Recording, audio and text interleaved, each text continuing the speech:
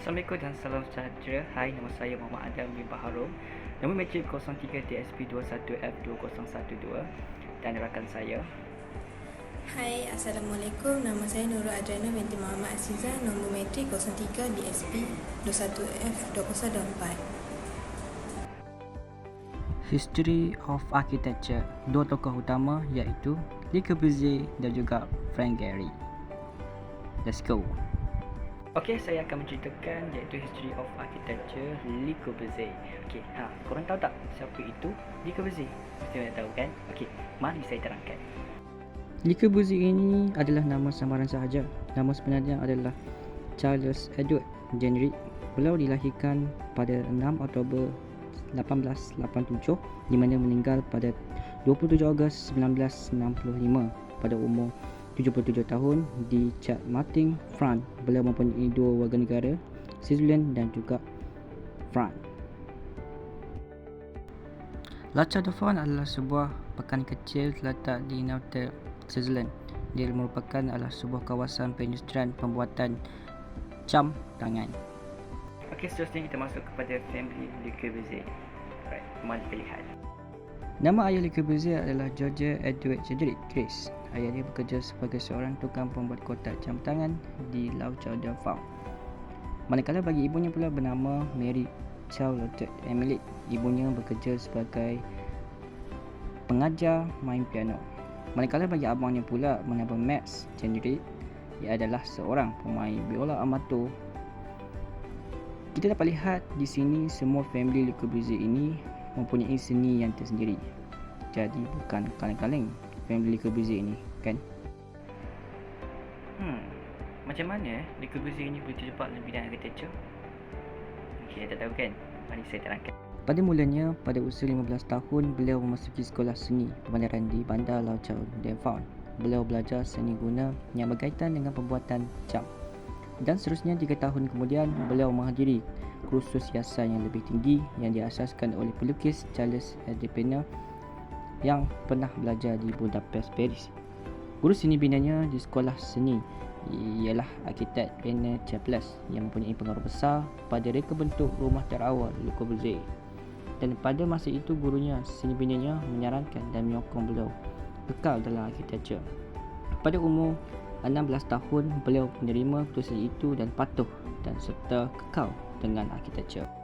Dan dari situlah Le Corbusier memulakan kerjaya beliau sebagai seorang arkitektur. Selepas pada itu, Le Corbusier berpindah ke Paris secara tetap pada tahun 1961 pada usia 29 tahun.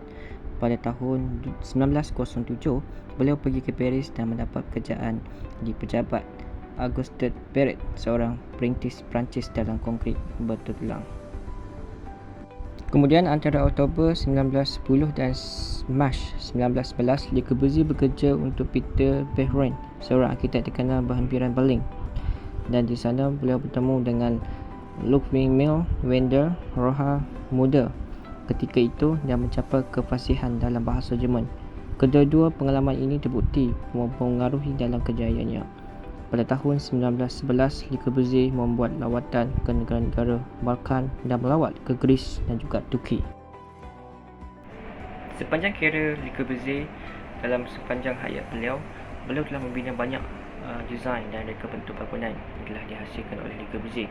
Jadi saya meng-highlightkan hanya 3 saja. Yang pertama adalah bangunan yang pertama yang dihasilkan oleh Le Corbusier, dan yang kedua adalah bangunan yang famous yang direka oleh Le Corbusier sendirilah.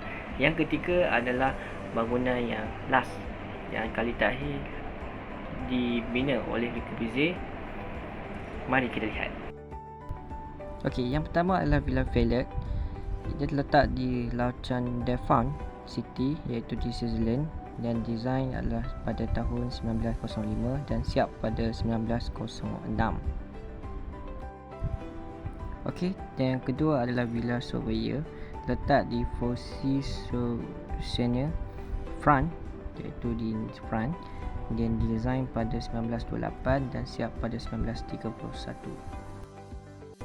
Okey, yang ketiga adalah Baghdad Gymnasium, iaitu di Bandar Baghdad dan di negara Iraq. Desain pada 1956 dan siap pada 1980. Itu dia bangunan berkenaan yang telah saya kongsikan yang telah dihasilkan oleh Le Corbusier. Okey, seterusnya saya masukkan kepada kejayaan Le Corbusier dan penghargaan dan juga award yang didapatkan oleh Le Corbusier. Okey, mari kita lihat. Okey, ini adalah award yang didapat oleh Le Corbusier, iaitu AIA Gold Medal pada tahun 1961, iaitu Architecture, bertempat di La Chaux Dauphine, Neuchâtel, Switzerland. Okey, sampai sini saja yang dapat saya ceritakan Studio of Architecture Le Corbusier. Okey, apa yang kita dapat dengan tokoh ini adalah walaupun apa yang terjadi, dia tetap teruskan usaha. Apa yang kita minat, insya-Allah akan mendatangkan kejayaan atas usaha dan minat kita. Okey, ingat itu. Seterusnya saya serahkan kepada Nur Adriana untuk sambung tokoh seterusnya, iaitu Frank Gehry. Okey, bye-bye. Arkitek yang saya akan menceritakan ialah Frank Gehry. Yang pertama, nama sebenar Frank Gehry ialah Frank Owen Goldberg dan beliau dilahirkan pada 28 Februari 1929 dan pada tahun ini beliau berusia 94 tahun dan berasal daripada Toronto, Ontario, Kanada, dan warga negara beliau ialah Canadian American. Selain itu, occupation dia arkitek. Di sini terdapat dua gambar Frank Gehry ketika kecil. Di sebelah kiri ialah Frank Gehry ketika kecil dan di sebelah kanan Frank Gehry bersama ibu dan ayahnya. Seterusnya ialah Frank Gehry first public design, iaitu El Pez Olímpico, dan El Pez Olímpico ini terletak di Barcelona, Spain. El Pez Olímpico digelar sebagai Golden Fish dan dibina pada tahun 1992. Golden Fish Barcelona ialah satu projek awam pertama Frank Gehry. Ianya seperti sebuah arca ikan yang besar yang diletakkan di tepi pantai Barcelona untuk Sukan Olimpik 1992. Seterusnya, arca ikan tersebut berfungsi sebagai tanda di perkabungan Olimpik dan berlabuh pada komplek Winch yang direka oleh Gehry Partners. Ianya juga merupakan tanda dalam sejarah Frank O. Gehry dan Associates yang membawa kepada penggunaan reka bentuk dan pembuatan berbantukan komputer oleh firma tersebut. Selain itu, kekangan penjadualan kewangan dan projek mendorong James M. Blims iaitu rangka kongsi dalam firma itu untuk mencari program komputer yang akan memudahkan proses reka bentuk dan pembinaan. Sepertinya yang membawa kepada penggunaan CATIA Satya, iaitu aplikasi interaktif 3 dimensi berbantukan komputer. Dan selain itu, arca itu juga dimodelkan dalam bentuk 3D dan dihantar sebagai model 3D. Ikan itu juga bermotif berulang dalam karya Gehry dan berfungsi sebagai inspirasi. Dan yang seterusnya, Frank Gehry Famous Building. Building yang saya pilih ialah Dancing House Prague Czech Republic. Arkitek untuk Dancing House ialah Frank Gehry dan Vlado Miluni dan ianya dibina pada tahun 1992 dan siap pada tahun 1996. Dan seterusnya, saya akan menceritakan History of Architecture Frank Gehry. Yang pertama, Frank Gehry dilahirkan Abraham Owen Goldberg di Toronto, Kanada, dan dia berpindah bersama keluarganya ke Los Angeles sebagai seorang remaja pada tahun 1947 dan kemudian menjadi warga negara Amerika Syarikat. Beliau menjadi warga negara Amerika Syarikat yang secara semula jadi. Selepas itu, bapanya menukar nama keluarga kepada Gehry apabila keluarga itu berhijrah. Selain itu, Abraham menggunakan nama pertama Frank pada usia 20 tahun, 20-an, dan sejak itu mereka ataupun dia telah menandatangani namanya Frank O. Gehry. Dan yang kedua, semasa Gehry mengikuti pelbagai kursus di Los Angeles City College, Gehry memandu truk penghantaran untuk menyara dirinya ketika itu. Gehry mengambil kursus seni bina dan menjadi terpesona dengan kemungkinan seni. Walaupun dia tahu bahawa dirinya terhalang oleh kekurangan ataupun kemahiran sebagai pelukis. Dan yang ketiga, beliau memenangi beasiswa ke Universiti California Selatan dan menamatkan pengajian pada tahun 1954 dengan ijazah dalam seni bina.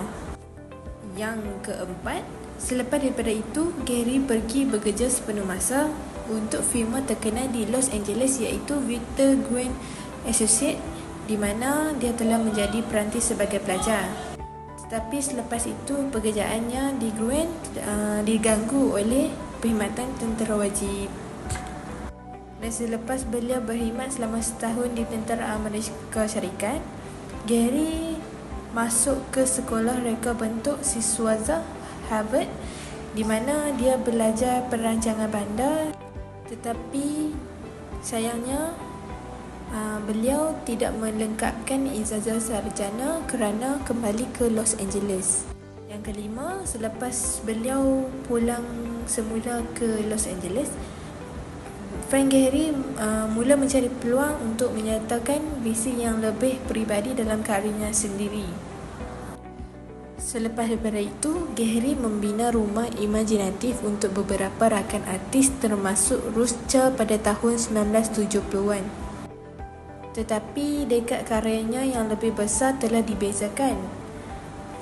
Sepertinya bangunan yang agak konvensional seperti ibu pejabat syarikat Rouse di Columbia, Maryland dan pusat beli belah Santa Monica Place.